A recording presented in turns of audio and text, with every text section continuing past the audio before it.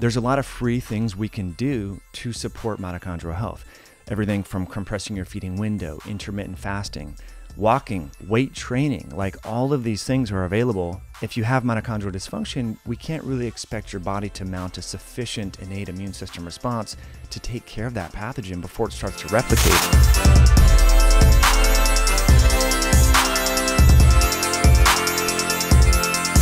There's some big news that just came out regarding our mitochondria in COVID-19. Let's talk a little bit about that. Well, to me, I think it's a fascinating way to sort of connect the dots between exercise insufficiency, obesity, all the metabolic syndrome, and its linked with severe COVID outcomes and all that. But yeah, these scientists in Switzerland actually have been looking at the mitochondria.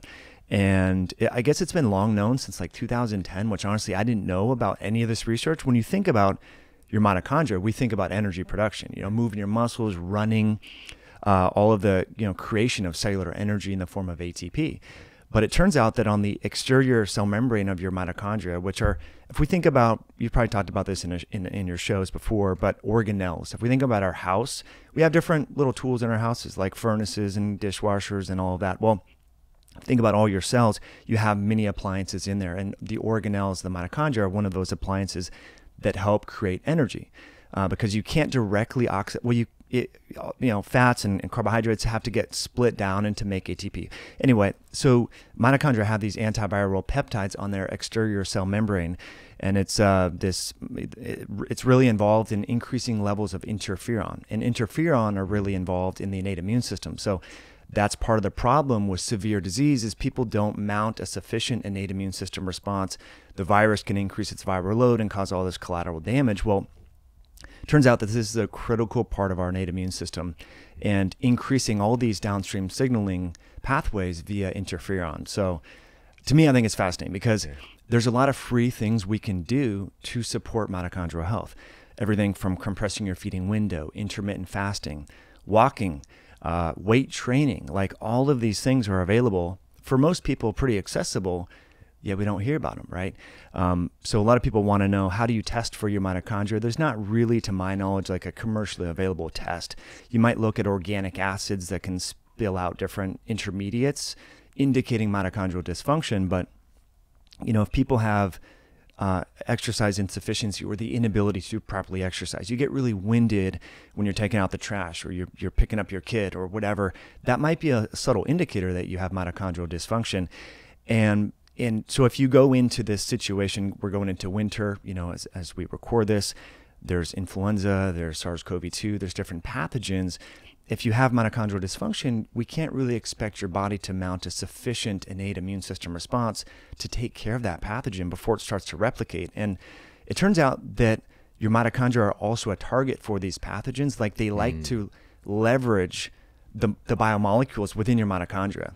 And so that's the thing. So if you have dysfunctional mitochondria from eating omega-6 enriched diets, processed foods, you're metabolically inflexible because you eat a lot of sugar and refined carbohydrates that favor glucose oxidation, then maybe you're going to have a tougher time with the pathogen. So to me, I think it's just so exciting because, again, we have accessible tools that are free.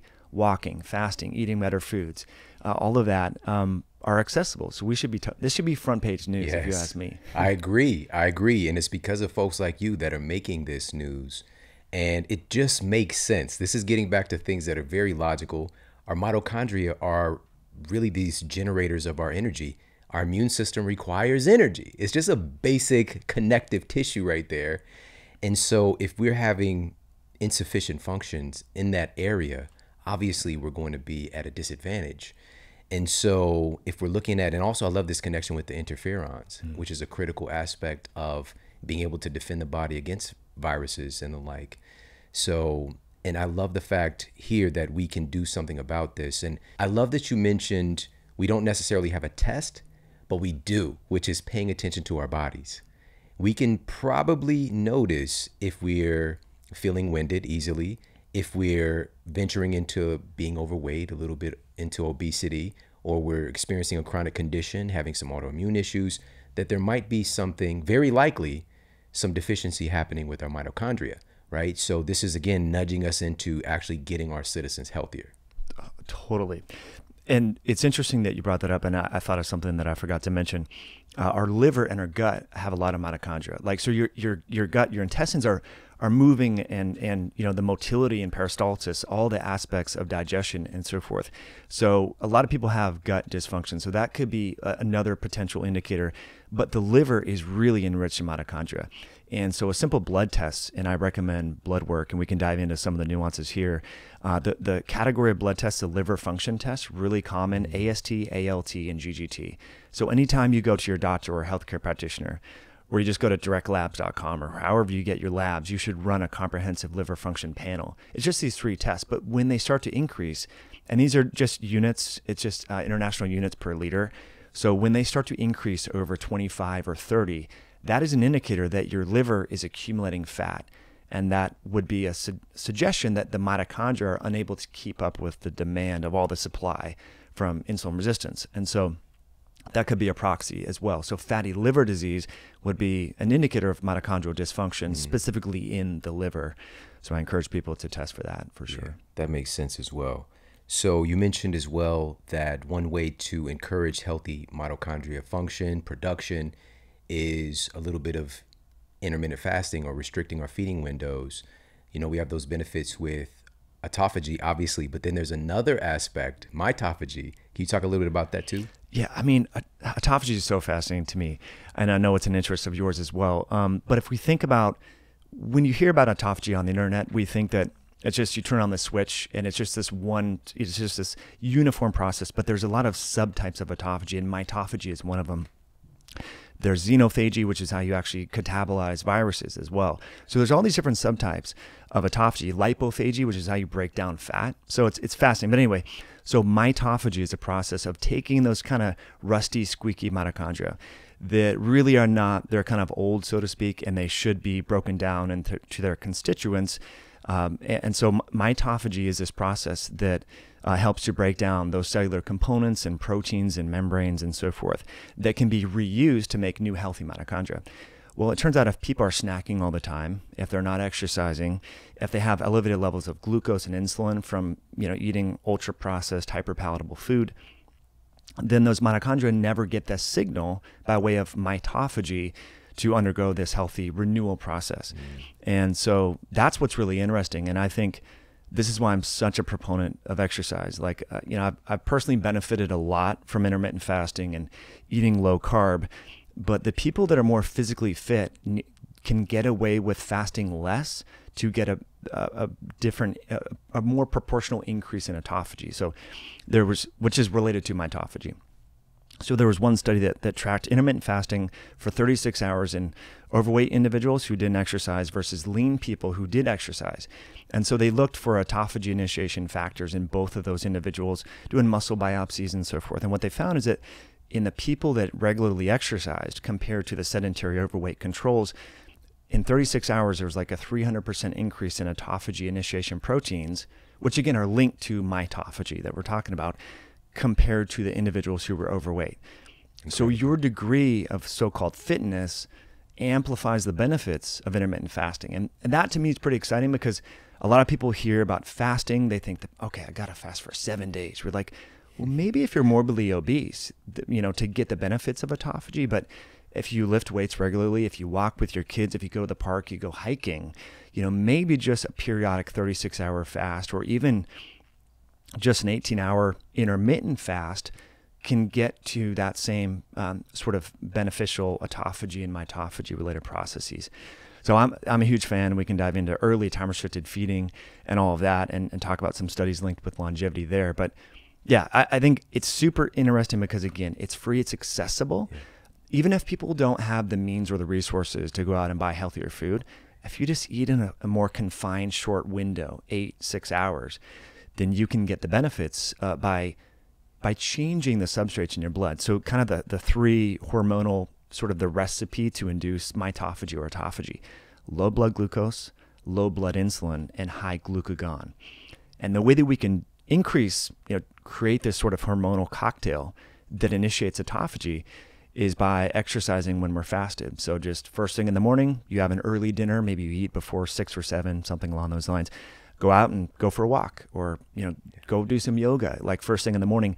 And that can deplete your glycogen, which will trigger this process by decreasing blood glucose, dropping insulin, and raising glucagon.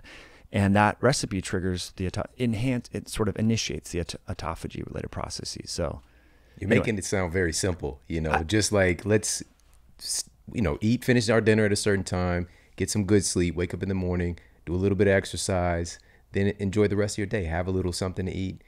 It sounds very doable. And like you said, it's free to activate these systems. And I love the fact that this integrates it. What this really marries with is these are the things that our genes expect us to do in the first place. We evolved having times of feasting and times of fasting. Yeah. And now today, obviously, we don't have that built in. And culturally, working with my son. So my son, we were just talking about this. Yeah. I'm teaching him a nutritional science class as part of his homeschooling program. Since, the environment has kind of put us in this position, now I get to really teach him the stuff that I should be teaching him anyways, that he should be learning in his educational institution, but it's nothing remotely close. And we were talking about, because he was asking, why do we eat these certain foods at breakfast in our culture? I was like, so what do people typically eat? Like, he's been to events with me. He can see, like, what do people put out at the event at the hotel? It's muffins, bagels. We've got orange juice. We've got the, low-fat milk. We've got pancakes, waffles, cereal, all of these very, very carbohydrate dense, sugar dense substances to start the day, right? And he's just asking, like, why do, and I gave him an example, what if somebody eats some fish for breakfast or eats a salad for breakfast? And he's just looking like, what? That sounds so weird.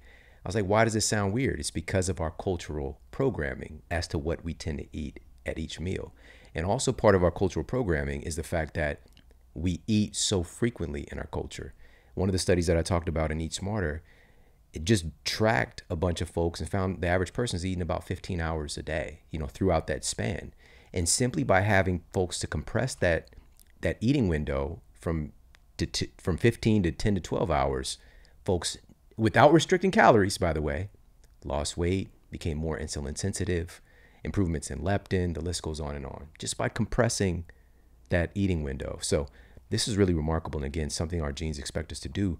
And I want to lean into this because, again, the benefits are seen greater when we are more fit, when we're physically fit, active, lifting weights, doing a little bit of walking. This is the part I want to lean into more because there's some more data now about exercise being a absolutely critical component of protection against this virus that's on everybody's minds.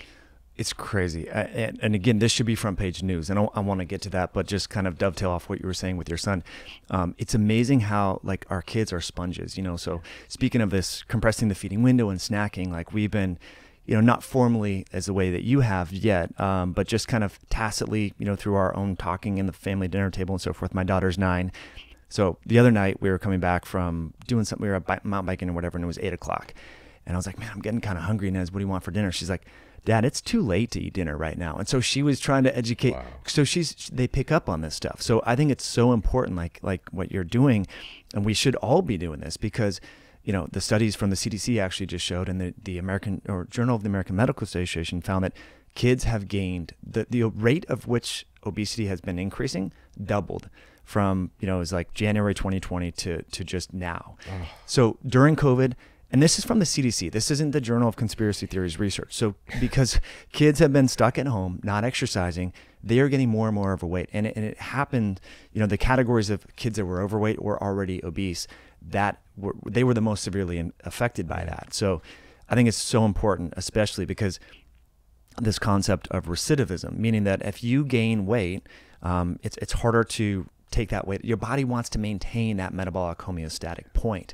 So it's really hard to lose. Especially in childhood. Exactly. Right. It wants to hang on. So it's very unlikely that those kids will be spontaneously lean later in life. Right. Anyway, so really important for parents. And I think this should be, because we know that, the collateral damage linked with obesity, especially starting out at that age where atherosclerosis starts, the formation of the narrowing of the arteries at age 4, right?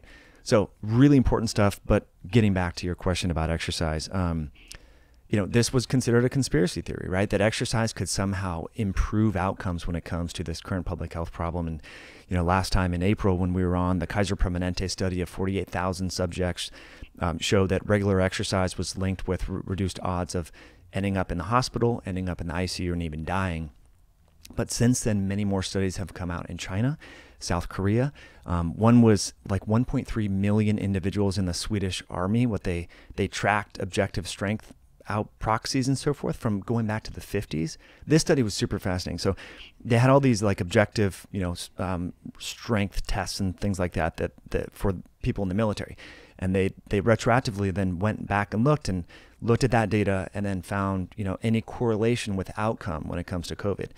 And the people that were stronger and more physically active way back when they were like teenagers and in their early 20s had lower odds of dying and being severely impacted by COVID in Sweden. So this was super fascinating. Another study in China, and this was early in the pandemic, but the paper was just recently published. It was 164 individuals. And what they found is, when they were in the hospital, the researchers, they had this idea to conduct this study. So they asked individuals, how much do you exercise? And then how intense is that exercise? So exercise insufficiency was if you did not, in terms of minutes per week, if you did not exercise for at least 150 minutes per week in divided doses, and then the other proxy was less than 75 minutes of vigorous intensity exercise throughout the week. And what they found is that in the groups that recorded regular physical activity, 0% of them died, compared to there was like 7% of individuals who recorded that they were inactive, right? So the rates of death, the odds ratio was like 6.7 times greater in the people who were physically inactive compared to the people who were physically active. And again, this should be front page news. That's a massive difference. Huge. But again, this was like, no, I don't remember hearing CNN or any of the legacy media outlets talking about this. And, and so tons of data on exercise. And I think it comes back to mechanistically, it's like, hey, well, okay, how does this work? And we can then dive into how exercise shapes the immune system and this really healthy, this part of your adaptive immune system called the T cell. And it turns out that people that regularly exercise have lower percentages of senescent T cells. And we can define all that sort of stuff in a moment. So that's one aspect. We know that the mitochondria are increased. We talked about mitophagy. And I don't know if I totally made this very clear, but exercise is one of the best ways to increase autophagy and mitophagy. So when people think about autophagy, like you mentioned, just want to button this up. Exercise is arguably one of the better ways to do it. So we obviously think about fasting first when it comes to autophagy, but various studies have shown that how we get the adaptations from exercise, like, okay, you go crush it at CrossFit, right? Your muscles are burning. That recovery and those adaptations that help your muscles become stronger for the next workout session are mediated by this process of autophagy. So that's what's cool. When you get sore, you're like, all right, I know that autophagy is kicking in to help those damaged proteins recover and repair. So anyway, the mechanisms are fascinating. But to me, the T cell and this links with the immunity, because you said it eloquently, Shawn, is, our metabolism and our immunity are basically two sides of the same coin, and they're interconnected. And that's why we see so many different diseases linked with diabetes, or insulin resistance, from dementia, Alzheimer's, heart disease, fatty liver disease, cancer, autoimmunity. And as we continue to talk about the sort of immunometabolism model, which this is so fascinating to me. And I know it sounds confusing and like intimidating, immunometabolism, but it's this idea that our immune system and our metabolic system are really two sides of the same coin. And so if you think about someone that has an autoimmune disease or cancer, so these are diseases that are dysregulated by the immune system. They're characterized by immune system dysfunction. If you give those individuals a classic metabolic supportive drug like metformin, their conditions get better. The inverse is also true. You take a diabetic, type 2 diabetic, that has inflammation. You give them a drug that helps reduce and affect their immune system, their diabetes gets better. So we've been looking at medicine through this sort of compartmentalized spectrum, right? If you have a brain disorder, you go to the psychiatrist or the neurologist. If you have a cardiovascular issue, you go to the cardiologist. But it turns out that all these organs crosstalk and intercommunicate. So immunometabolism, I think, it's with COVID going on, it's a great time to sort of talk about it because it helps us better understand tangible ways to improve the health of our population and reduce vulnerabilities. Because if you become more metabolically healthy, you improve the resilience of your immune system. And one of the really interesting case in points about this, and we can go back to exercise in the T cells, is there's a drug that's been used with great success when it comes to treating diabetes called metformin. Metformin, I know people have this perception that drugs are inherently bad. If there's one drug that you can pick, that would be the one. In fact, a lot of people that are promoting longevity take metformin maybe every other day or something, and we can dive into natural. Prophylactically, in a sense. Yeah. Have you ever taken it by chance? I have not, no. Of course, I've worked with many, many people taking metformin. And we talked about this with David Sinclair. It's kind of like the pinnacle of longevity research right now. And metformin, that's one of the things that's added to his regimen. Yeah, metformin and rapamycin, which we can get into. But anyway, to me, it's fascinating. Well, that drug was actually developed to treat influenza, which is crazy. So to treat... What do you know? Stop it, Mike. Stop it. I was diving into this and I was blown away. So that's what it was initially studied to be effective for. And then it turns out that it also helps lower blood sugar. So that to me is just so fascinating. You know, like well, how mechanistically does this work? And it turns out it affects the mitochondria. That's how metformin works. And then we've just kind of talked about earlier about how the mitochondria are involved in the innate immune system response and interferons. So anyway, this stuff is really fascinating to me. So the take-home message, I think, for people listening is we need to have better control over our blood sugar. And so just going down to your local drugstore, CVS or Walgreens, get a blood glucose meter, start to check in. Just like you know, people check their bank account every day, or they should. People check into their FICO score, their credit score. Why aren't you checking in on your blood glucose levels and also looking at your hemoglobin A1C levels? Because these are now both accessible at home with little test, little finger 29 gauge little needle. It's not very painful, and you can check into these things. And once you're aware that, like a lot of people think they're eating healthy, like, yeah, I have croutons in my salad, I have a little bread, but I'm pretty healthy. And then you look at your glucose and you're like, wow, my fasting glucose is 120 or 110.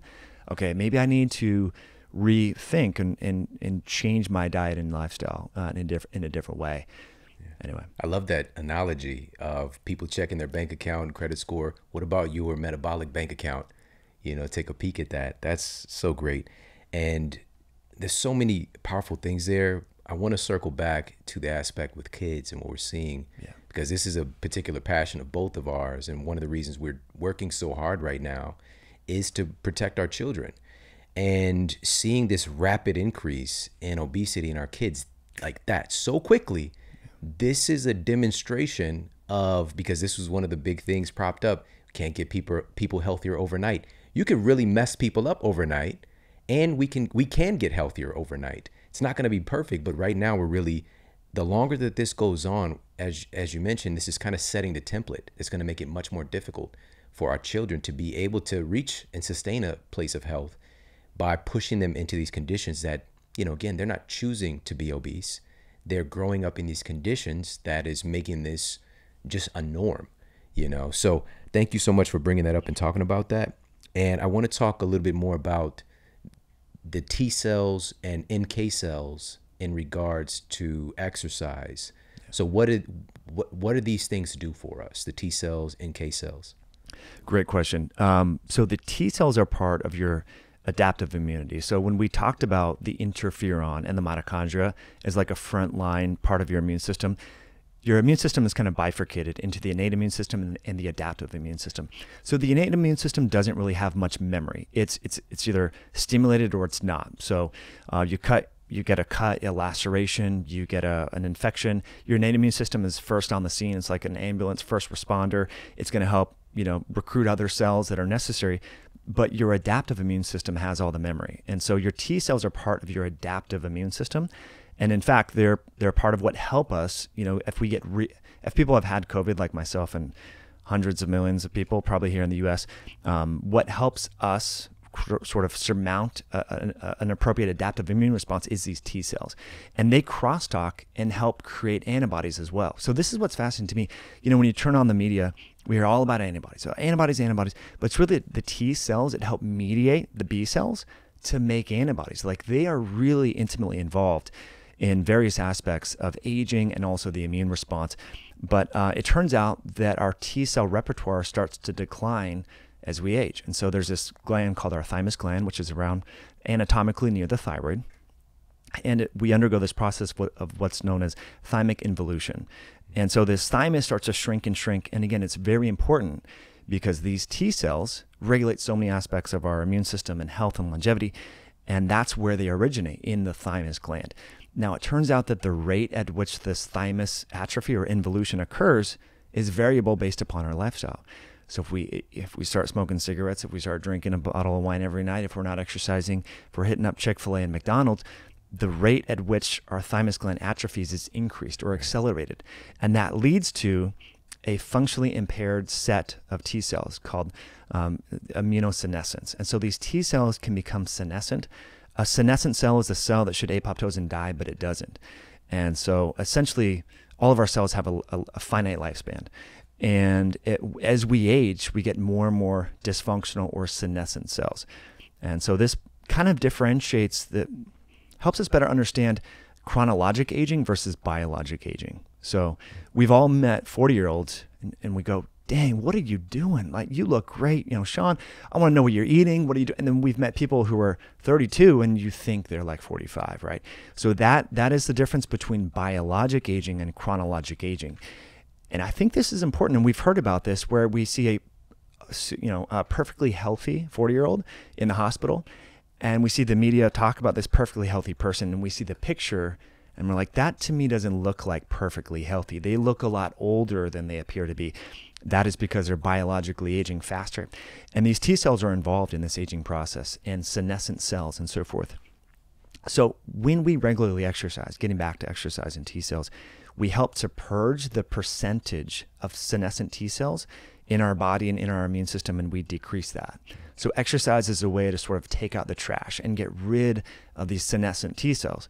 Now that is very important because these senescent cells are kind of like, they're like bad kids. Those kids that your parents didn't want you to hang out with, they cause you to do bad things. And so these senescent cells they have what's known as a senescence-associated secretory phenotype. It's a big word, I know. Just understand that they're secreting almost like pheromones. I'm oversimplifying, but they're secreting like a pheromone-like molecule that cause your healthy cells to become senescent too. So you want to get rid of those cells. And the way that you purge them, the way that you hit the eject button or whatever, the garbage disposal, is by exercising and intensely. So when you exercise intensely, you get some oxygen debt created, you deplete that glycogen, outgo those senescent T cells. And so various studies over the years have looked at the percentage of senescent T cells in aged individuals over the age of 65, in individuals who exercise versus don't. And there's a much lower percentage of these so-called dysfunctional senescent T cells. And this is linked with better functionality as you age. And what's interesting, if you look, and this was early on in COVID, like in March of 2020, I had this hypothesis, I was reading this research and I was looking at this and I'm like, this seems like there is, because you see these 50-year-olds with all these chronic diseases who are dying. I was wondering if biologic age is impacting this. Yeah. And there's been a load of studies that have come out that shows that biologic age, which is how you assay this, is partly by these T cells and these senescent cells, is a risk factor for COVID. So if you have all these different chronic diseases, high blood pressure, ages your cells, obesity, all these diseases help to accelerate the biologic aging process and create this inflammaging situation. So as you age, you naturally become more inflamed. It's called inflammaging. It's not a made up word. And part of that inflammaging process occurs by way of these senescent cells. So I know I'm repeating myself here. The bottom line is exercise, eat a healthy whole root food diet. And then we can get into NK cells later. Yeah, this is powerful. This really helps to explain why elderly populations have been hardest hit in this scenario, and also why children have not. Because that thymus gland, just the immune system itself, is so active and so intelligent, just trying to figure out the world. I've been thinking of a lot of, like you said, just kind of ruminating on these ideas very early on, looking at these things. And if we take in a condition like diabetes, for example, I really consider it an advanced aging disease, an accelerated aging disease, because of the inherent inflammation. It's just making the body break down rapidly. And we see that this being one of the leading risk factors, obviously, from severe COVID and death. But yet, again, we're not doing anything about it. We have epidemics. This has been going on for decades now, and we've just let it happen. We've been sitting back watching it happen and trusting in the same entities that kind of help to co-create the conditions where this is a thing to somehow fixing COVID, right? And again, we're not actually addressing the thing, which is getting people healthier. So let's talk about the NK cells in regards to this as well, because this is something I've been talking about since the very beginning. I'm talking March, April, just taking people through some of the data. Hey, here's a study. It was Appalachian State University. Just going for a short walk, 20 or 30 minute walk. You get an instantaneous boost in your immune parameters, most notably for those NK cells, which appear to have some really good effects at protection from SARS-CoV-2. Yeah. I mean, again, this is part of the innate immune system, super important for health in general, but especially this virus. And a series of studies have come out on this, like you're talking about, just exercise, forest bathing, all of that, even vitamin D. And so this was an interesting study in South Korea. I think there was like 200,000 individuals in this electronic medical record that was part of this study. And they looked at all these, maybe it was more like 180, whatever. It was a lot of people. And they found that there was a correlation with adverse outcomes when it comes to this virus, and also exercise levels and vitamin D levels with this critically important cell that you just mentioned, the natural killer cells. So again, this should be front page news, because the levels of vitamin D that are, if you go to your mainstream doctor, right, and they don't know anything about integrated medicine, as long as your levels are like 32 nanograms per ml, they're going to be like, you don't have a deficiency, so you probably don't need to take any vitamin D. But what this study actually showed is that your levels from an optimal standpoint for natural killer cell activity, that's what they looked at, is the activity. How functional are these important cells, like to go out and, like Pac-Man, seek and destroy and kill the bad guys and so forth, infected cells and whatnot. So it was about, levels were between 55 and 60 nanograms per ml on the vitamin D level. So, and then also, exercise, more wasn't always better. That's kind of interesting, because we've seen on the media, oh, well, this marathon runner got really sick. Like, exercise, like anything in life, exerts or adheres to this U-shaped curve phenomena. So there's a sweet spot where it turns out to be around a cumulative 150 minutes per week. 75 of those minutes, half of those should be moderate or pretty intense, vigorous activity. And so to me, that was fascinating, because, and this dovetails, it's perfect that you brought that up now, because we've been talking about these T cells and this thymic involution. Well, as we age, our natural killer cells become even more important for the elderly, right? Because they don't have, their T cells are kind of weakened. So it seems that we really need to support these natural killer cells, especially in our elderly friends and family, because they don't have the T cells there to help. And that was an interesting part of that study that I thought was, I learned, what's cool about this is, like, we can continue to talk about these benefits later on, after COVID, but everyone's so interested in it right now because they want to stay safe. And it just goes to show, vitamin D, you can supplement that for like $10 a month. Go out in the sun, if you live in north or southern latitudes. So there's a lot of things that we can do. And it turns out that exercise and vitamin D really support this critically important cell type. Yeah, it's powerful. So early on, one of the first drugs that was being worked on and trying to fast track through the FDA, a lot of folks don't know this, but again, I mentioned this very early on, was a drug to target our NK cells. And it was because the data was indicating pretty clearly that our NK cells are very important, kind of standoutish aspect of our immune system in this scenario. And now that's kind of, again, been brushed under the rug. And now we're getting into a situation here now where it's become very dogmatic. And we actually have real world science on looking at natural immunity versus vaccine-induced immunity. Let's talk about that. This is so fascinating to me, because the fact that the media and all the experts that you see on television really discounted natural immunity was to me, mechanistically, it didn't really make sense, because, and again, I'm not an anti-vaccination person, but when you get the vaccine, it's not like you're getting an exogenous immune system. You're getting the antigen, which is a spike protein, for which your own natural immune system will make memory to. And so the fact that we were saying, well, the natural course of infection, where you naturally get this spike protein that you'll get if you get the virus, That doesn't matter. It's only the immune system memory that's created when you get the spike protein that's made by way of a messenger RNA. So that to me was pretty interesting, that the fact that we discounted this, but now, the outcome data is coming out with regards to the differential rates between reinfection from a previous COVID infection versus a breakthrough case after you've been fully immunized.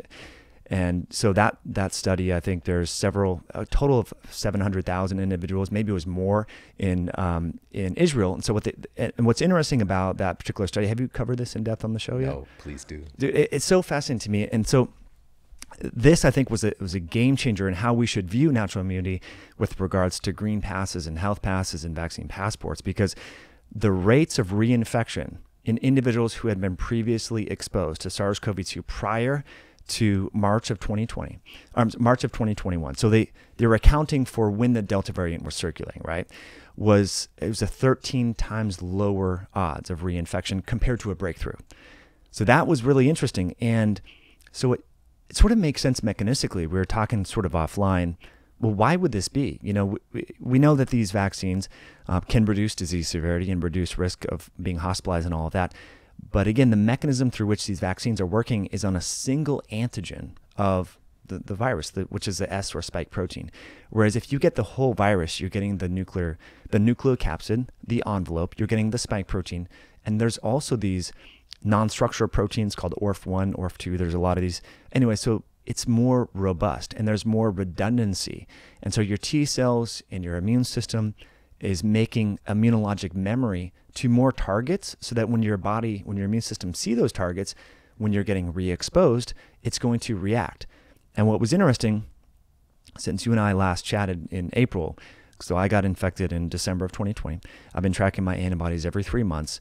My antibodies have actually increased since from their baseline levels in December, meaning that I had gotten re-exposed, and I didn't even know it, didn't get a cold or anything. And that to me, I think, is quite fascinating. But yeah, the study in Israel was really compelling because the rates of reinfection were exceedingly low, even when the Delta variant was circulating. So again, the difference between all the different reinfection versus breakthrough infection studies that the CDC has been looking at wasn't really that data was not collected when the Delta variant was predominant. Whereas the Israel study started tracking data February 28th, I believe, to August 15th of this year. And so again, we're talking about, I think, in the unvaccinated group, yet previously exposed, there was at least 60,000 people in that arm of the study. And I think there was 400,000 individuals in the fully vaccinated arms of the study. And they got somehow infected or a breakthrough case between end of February and August. Now, what's interesting about that is, due to that data and other related studies, countries like the UK and Italy and France are accounting for natural immunity. There was an editorial piece in the British Medical Journal that said, hey, look, why is the United States one of the few sort of westernized, big medical, innovative countries when it comes to medicine? Why are we not acknowledging previous infection? Because the epidemiologists have looked at the data and figured out, and you talked about this before, we can say on a 95% confidence interval that there's been at least 95 million cases up to maybe 130 million cases. Like, we're pretty sure, even though the confirmed cases are 45 million at this point, something like that. So you're like, well, that's like a third of the population. And then why aren't we saying that these people don't need to, they're not immune until they have 2 doses or a booster or whatever? And it was interesting that this was in the British Medical Journal, actually questioning why the US and other countries like Canada are not acknowledging previous infection, given the data that the odds of a reinfection are exceedingly low. Yeah, that's not science to ignore that.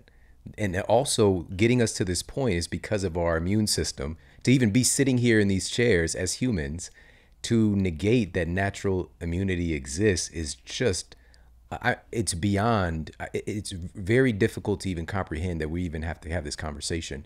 So to recap this, we've got, for folks who've acquired COVID, quote, in the wild, and they've developed antibodies in a spectrum of immunity, have about a 13% reduced risk of reinfection versus folks who've been vaccinated.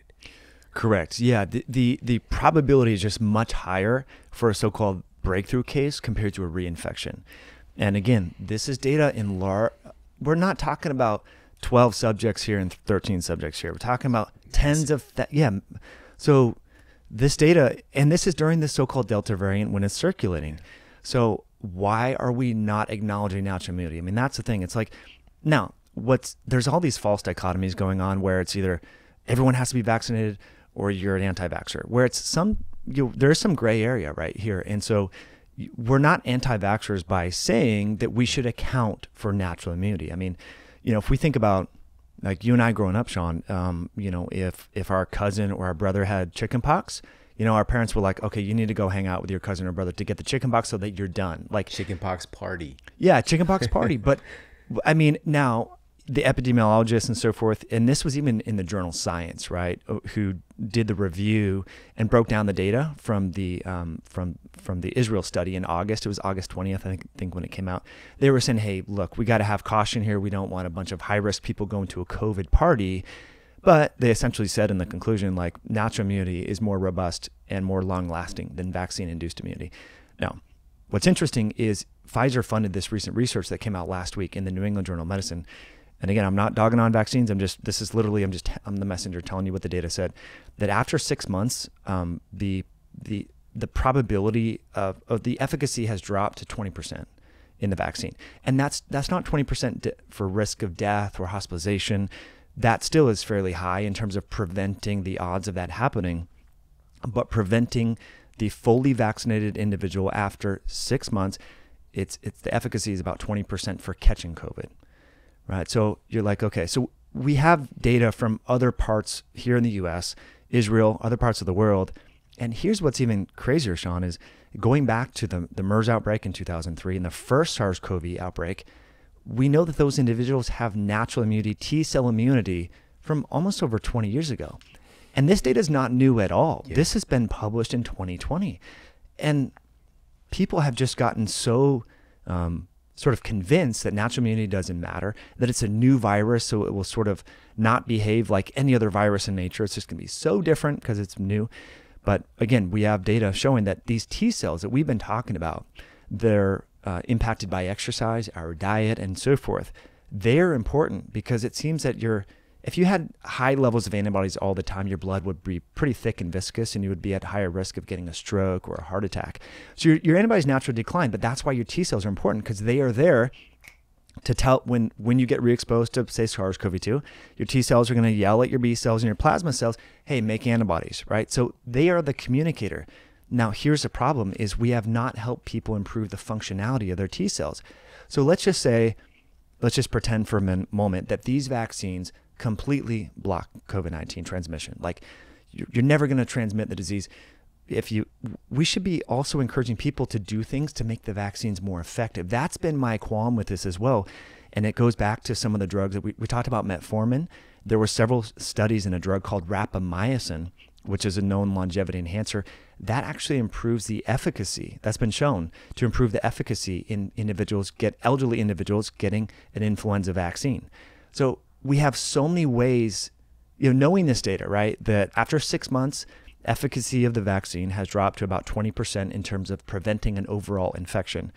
Well, why were we recommending or endorsing tacitly that people get donuts after they get the shots? You're like, that was just not a good public health campaign. And I know the government wasn't necessarily endorsing it, but the media was saying, hey, here's a little pro bono thing. You go get your shot, you get free donuts. Here in LA was the biggest coercion / incentive, which is, you get free food at McDonald's, burgers, fries. There's a massive lottery as well that took place. They gave away like $100 million in gift cards and lottery and all these different things, and not looking at education. And actually, again, how do we, if this is going to be an effective adjunct, what do we do to actually make sure that it's effective? But listen to this. So researchers at UCSF found that sleep-deprived individuals sleeping less than 6 hours per night in their study were 11.5 times less likely to get protected by a vaccine than those who got adequate sleep. We're not front page news. Here's a donut. Yeah. How about we get some coaching on basic premises of human functionality, which is you need to sleep. Sleep is when your immune system is doing, scientifically speaking, a buttload of things to fortify your health. And 11 and a half times, that's a massive difference, you know? So these are the things that are not being talked about. And by the way, I pulled this up because I want to show you, and we'll put this, well, maybe we won't put this up on the video just in case, but they just changed. And I don't know if you've been paying attention to changing the definitions of things, like in the dictionaries, like the online dictionaries and such. But in the Merriam-Webster dictionary, it was just changed.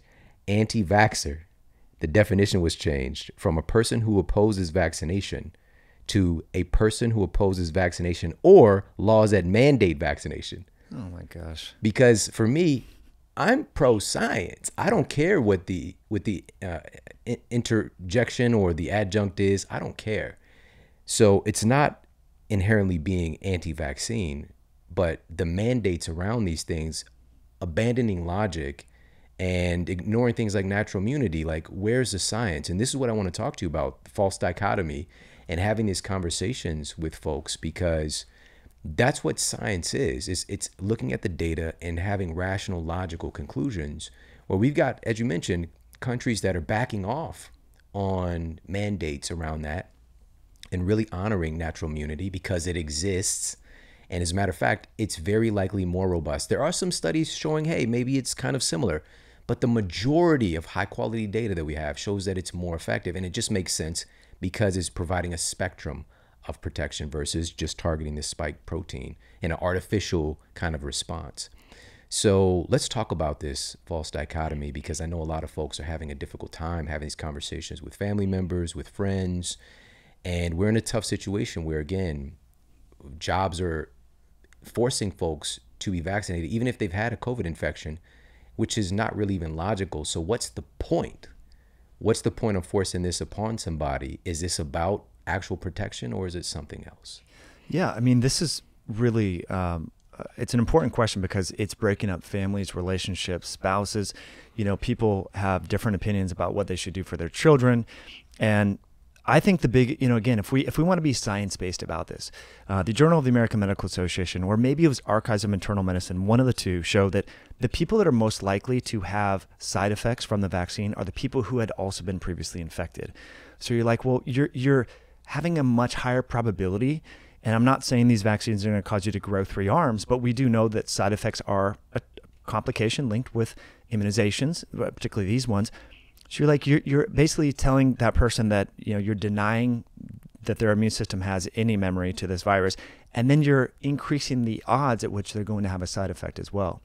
And the side effects are not totally benign, right? Some people have died. Some people have had embolytic or clotting events.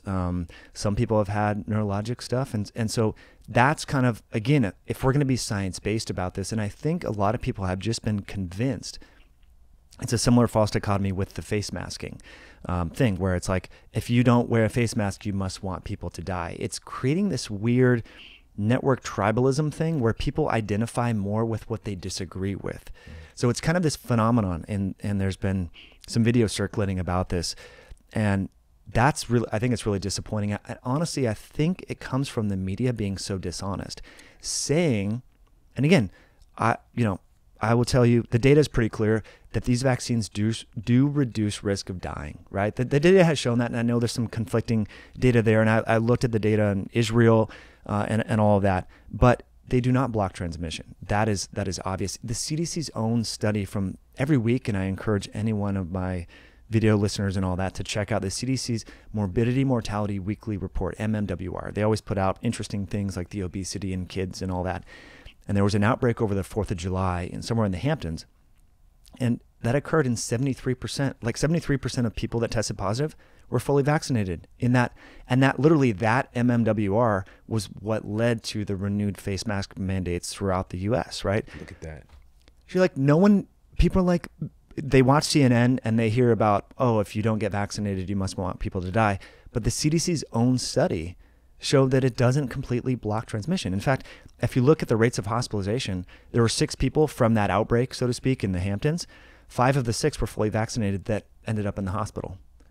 So you're like, well, if you just took someone who woke up from a coma through all of COVID. And so they didn't have any emotional connection or skin in the game. And you shared with them this MMWR, they would be like, well, why are we mandating vaccines for people? And again, I'm not saying that people shouldn't get immunized, especially if they're higher risk or they're elderly, probably, but clearly we're being told something that may not be totally true. It's sort of like the double masking when you're out walking or hiking. You're like, what the odds of getting outdoor transmission is like 1 in 10,000 or something crazy. It's like infinitesimally small. So it's like this identity. It's like this religion. Like you're part of the tribe if you do this thing. So I don't know where we go from here. And so what I've been doing, because I'm personally, my wife is Canadian and all her family is Canadian, and they the only sort of network news they get up there is CNN. And so I know my in-laws are into everything that's going on from a mainstream medicine narrative standpoint. And so my mother-in-law will not let my wife go visit her, right? And we've already had COVID. We've tested our T cells. Tdetect.com is how you test it. We've tested antibodies. We all have that. But she's like, no, that's not sufficient for me. We can't have you do that. We need you to get immunized. And she's like, Mom, like I've already anyway. So it's creating this weird conversation. Like it's straining relationships. It's tough. Yeah, that's so heartbreaking. So heartbreaking.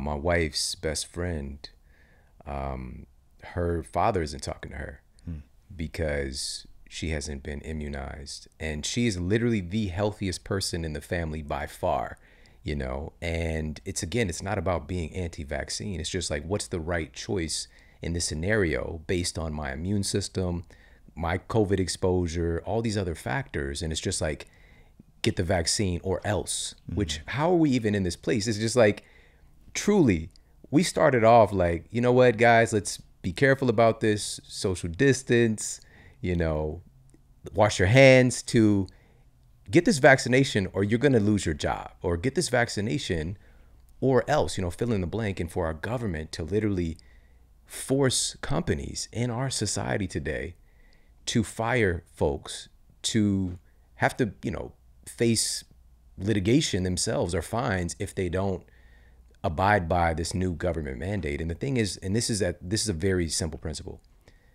This is new.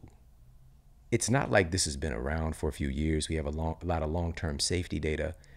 As far as that's concerned, we literally have no idea, because in a sense, it is changing how our cells operate. And most instances, some long-term side effects, when most drugs hit the market, it's on average, and we'll put a study up for everybody who's watching the video.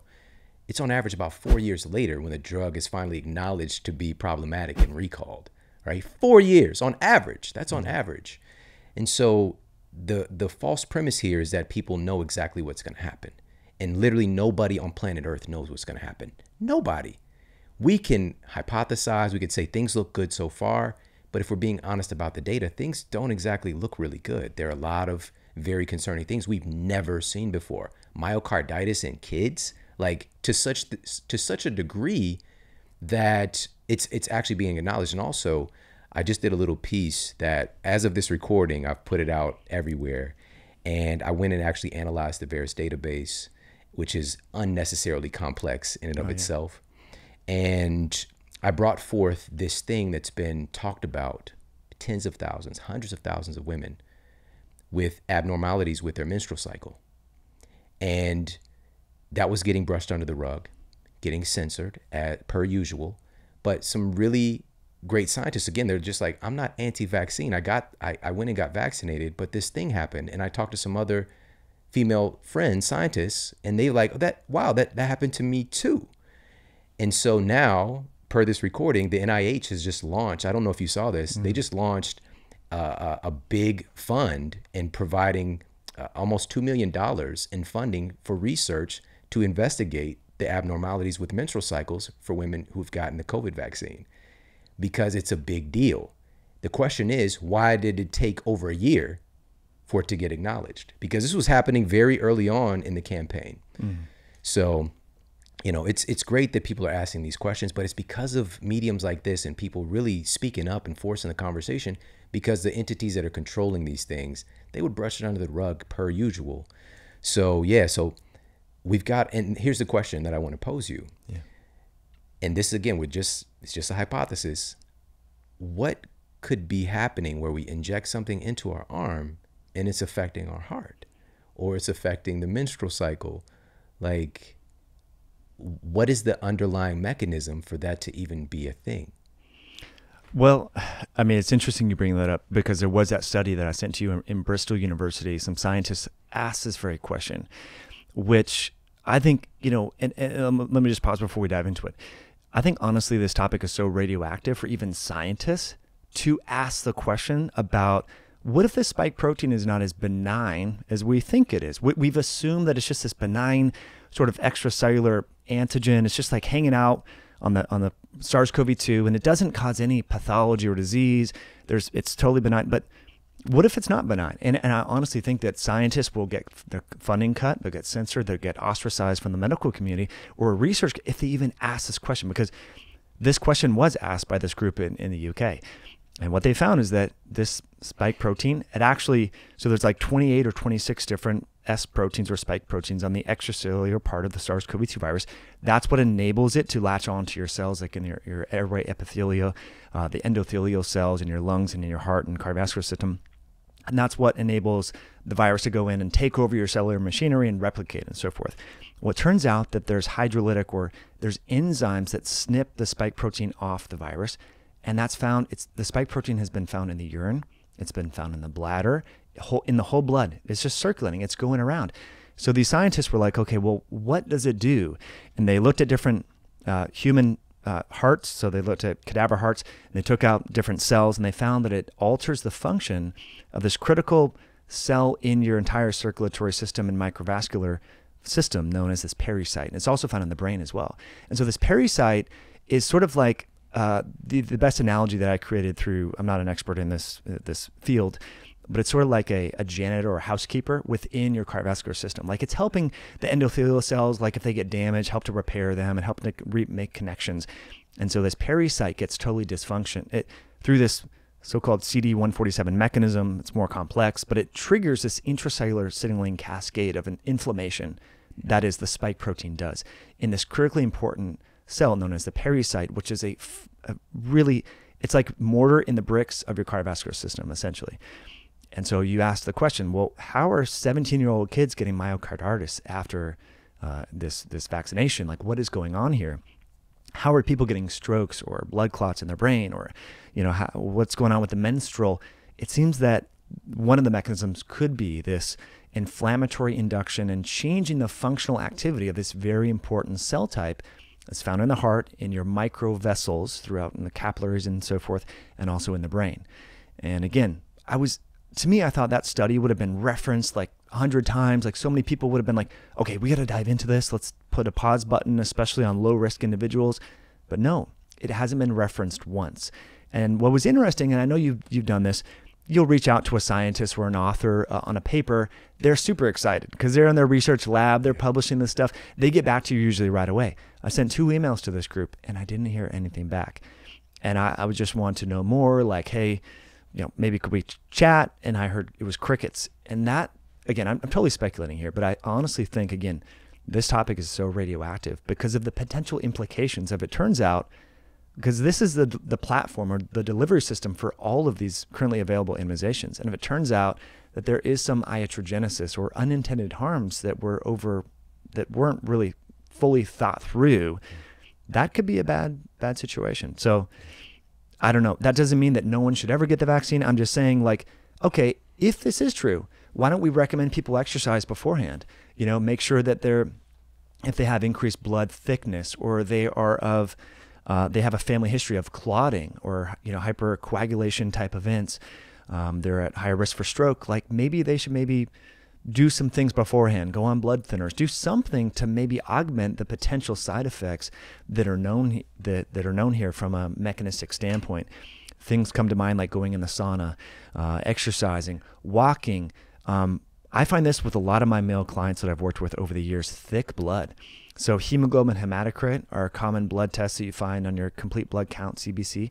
And in most men, because they're not menstruating, their blood is really thick. And so if maybe a family member or friend that you know of is going to go get vaccinated, maybe they should donate blood ahead of time so that their blood might not be so thick and prone to coagulate if there is this off-target complication with clotting potentially. So again, these are things that, like, again, you have to step back and go, okay, well, is this too complicated of a public health message? Is that why it's not being discussed? Is it just ignorance? Is it just that the system is it's not as efficient as we think it is? Like you said, we should be encouraging exercise and sleep to make these things more effective. If people are going to go down that road, we should be doing things that are practical to reduce the potential downsides afterwards. So people, I'm sure you've gotten this question, hey, my employer's making me get this. What do I do? How do I detox? And so those are some things that I would suggest is donating blood, making sure you go in the sauna, because sauna therapy improves microcirculation and improves the vasodilation. So that could be something very helpful. Obviously, get a good night's sleep and not eat foods that are going to induce coagulation. So fried foods, processed foods, have a low glycemic index diet. Treat this like you would treat any sort of event that you would do that's important to you. Like maybe you don't drink for a couple weeks beforehand, making sure you're walking, doing all these things leading up to it to make it more effective, number one, and also reduce potentially any downsides. Yeah, this is so great. Yeah, of course, I've been flooded with that question as well. And as you mentioned, just this topic is so radioactive. It's such a great term to put with it. And, for both of us, I know it's bordering on insanity that we are in a situation right now as a culture in 2021 where we're not allowed to have these conversations on many of the biggest platforms where people are conversating. Like many of our interactions as humans have traversed over into this space where the conversation, natural immunity, for example, is censored on Instagram, for example. Like just being a rational human being, I don't think that has any place in the domain, especially, I believe the average person should be able to have their voice heard and to have these conversations. And you just to be able to have the wherewithal of like, okay, that sounds crazy. Like, okay, getting vaccinated and now, they've got one butt cheek is bigger than the other, whatever, like, which is not to say it's not possible, but, to just have something that's like a one-off or just, crazy thing that somebody says, like just for you to just to have some logic and be able to discern that for yourself as a human. I think that's part of the problem, that we've gotten away where we need this parental figure in the form of our government and social media platforms to be the parent and tell us what's true and what's not. That's a problem in and of itself. But I think we've devolved in our ability to think critically as humans in the first place, where I can see where they would sort of deem that to be appropriate, but even that still is not appropriate. But especially people who are credible scientists, like what we do, I literally I'm looking at the data. And what I do is I'm going into it understanding we both have cognitive biases, and I'm aware that I have a bias, and I'm checking them at the door. I'm going in and looking for things to counter what I believe to be true so that I can come to a comprehensive understanding and then share that with everybody. Some stuff right now is so wrong. It's so total opposite of what people are being force-fed that's when I bring in the humor. That's when I bring in the agitation in it, because I just feel it in my spirit. Like, this is the data clearly shows like 90% of it says this. Yes, there's some things because you could find data that proves just about anything, True. But it's having the heart to say, you know what? I'm willing to be wrong. Let me go and look at this and put my bias to the side and look at this as a rational human being. And then from that place, also, I think this is important too, is to have compassion in this time where there's so much infighting. People are being very illogical, and there's so much distance taking place where family members are fighting with each other. And, people are, one incredible person, again, healthy human being, her business, her life is built around health. She's been friends with a couple of girls for, 10 years. And she just found out that she can't come to their wedding. She was in the wedding. Now because she's not vaccinated. Or, there was another example where there's a vaccinated table. They can't dance on the dance floor if you're not vaccinated. Like all of these things, it's just like, is this logical? Are we actually being logical, or are we being CNN minded? And it's not just CNN. Every major news outlet does this, where they make us hate each other. And also, we've talked about this multiple times here on this show, and I'm going to pull back from playing it again. But, the technical director at CNN, Charlie Chester, was caught with his own words saying that They're purposefully using fear for ratings. They're purposefully using fear to keep people glued to their televisions. And this is why they have the death toll ticker on the CNN, which I couldn't believe when I first saw it. I was like, how is this even socially acceptable that we're relenting human lives to these numbers, this ticking number? And he said in the segment that, you know what? I got to play it. I'm going to put in this episode. We're going to play it for you guys. Like COVID, gangbusters with ratings, right? Which is why we constantly have the death toll on the side, which I have a major problem with, that we're tallying how many people die every day. Because I've even looked at it and be like, let's make it higher. Like, why isn't it high enough, today? Like, it would make our point better if it was higher. And I'm like, what am I rallying for?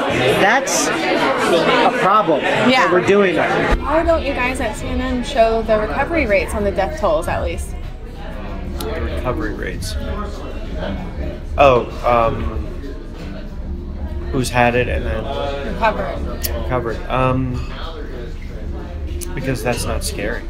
I would imagine that's why they don't do it. Yeah.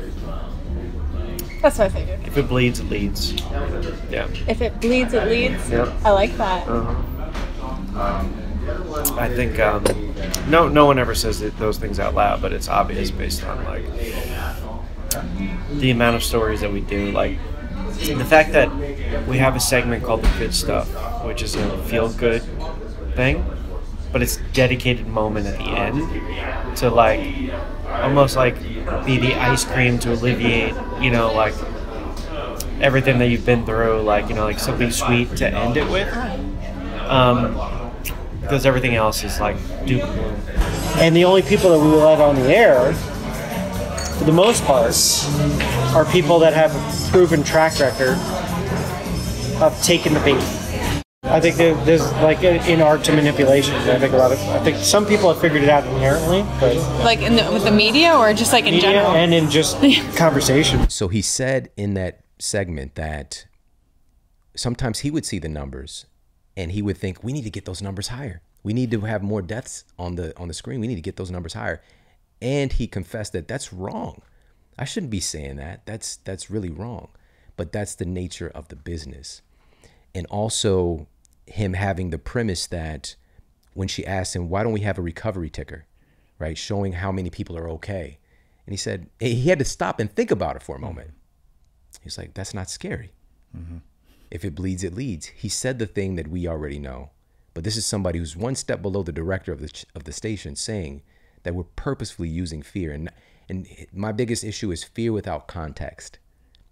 Give some context here. Okay, these negative things are happening, but what about all the good things that are happening? Let's have some context so people aren't having irrational fear to where even if, for example, with your wife, she's had COVID, her antibodies, all the metrics are that of somebody who's probably more equipped at being safe around her parents. And it's just like, well, no, you got to get this thing because they said you got to get this thing. So, yeah, man, I'm so grateful to have this conversation with you and to have you on. And, you're somebody that I reach out to and we have these conversations.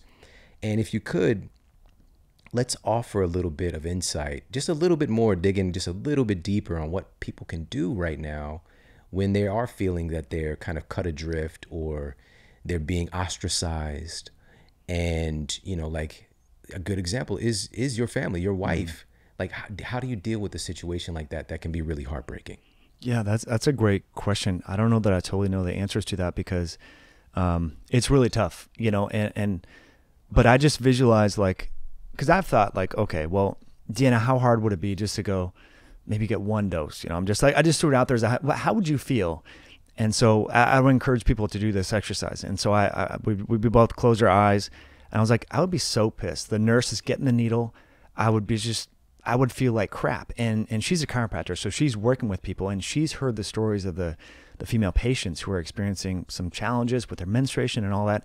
And they say to her, I just want to get this thing out of me. That's what they've said. Like those are their words. Many times too, yeah. And so it's just like, you know what, then we just have to stick to our values and know that that's probably being sort of, it sounds weird, but maybe transmuted to us from a higher power. And we need to just stick to the core. And the good thing is there's a lot of people who, find people who you can talk to. That's, I think, the hardest part for people is they do not have someone they can talk to about these things and share frustrations and just share stories. And so find your tribe or your group that you can bounce these ideas off. This time will pass like any other. The media, the cool thing or the bad thing about the media, they're on to the next, right? Once people are done hearing about it, they're going to pivot to something else, the climate or whatever. And so this time will pass. Eventually enough people are going to get this that they're not going to have a lot of leverage, I don't think, over us, is my hypothesis. If we think about all the mortality rate of, say, the 1918 flu was way worse than this, and that was a 2-year deal. So I don't foresee this going on for 10 years, maybe another into the winter of this year, and then probably we won't hear too much about it. But yeah, I think just stick to your values and find your tribe. That's great advice. Very simple and practical. Listen to your heart, pay attention to your own values, and don't beat yourself up if you have relented in any of these instances, because it takes a superhuman. Let's just be honest. It's very simple, but it's not necessarily easy at a time like this. So, have compassion with yourself first and foremost. And I think more than ever, this is time to listen to your heart, to stand for your own values, as you mentioned, and to connect with amazing people like you. So I'm grateful that you're in my life. And can you let everybody know where they can get more information about you, where they can check out your show, your incredible show as well? Sure, Shawn. And again, thank you so much for having me on. And it was so awesome to connect with you. I think just on Instagram, we started sharing some stuff, and then you reached out to me, and we have similar values, and that is helping our kids. And so that's why we're doing what we're doing. But grateful to be here, and thanks to everyone for listening. And so my YouTube channel, which is where I post most things, is High Intensity Health. So if people are interested in learning more about, fasting, exercise, and all that, they can check that out. So appreciate that. Awesome. My guy, Mike Mutzel, I appreciate you, man. Hey, if you like this video, make sure to check out this video right here to up-level your health today. We have kids that are out of school, they're on Zoom, they're getting more overweight, they're learning bad habits, they're spending time on screens. Like, these things have unintended harms. And so just like we look at health and nutrition, let's look at the root cause of what's making people sick and what can we do to sustainably make them more resilient.